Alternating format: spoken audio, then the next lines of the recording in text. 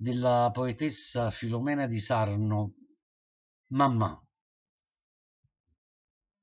che desse per parlare con te, mamma?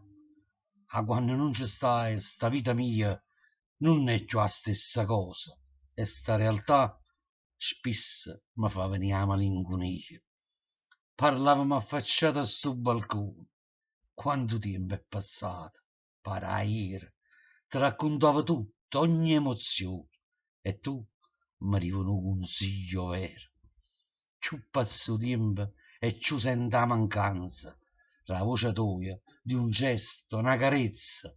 L'amore mamma non tiene scadenza, non soffre gelosia, non tiene prezzo.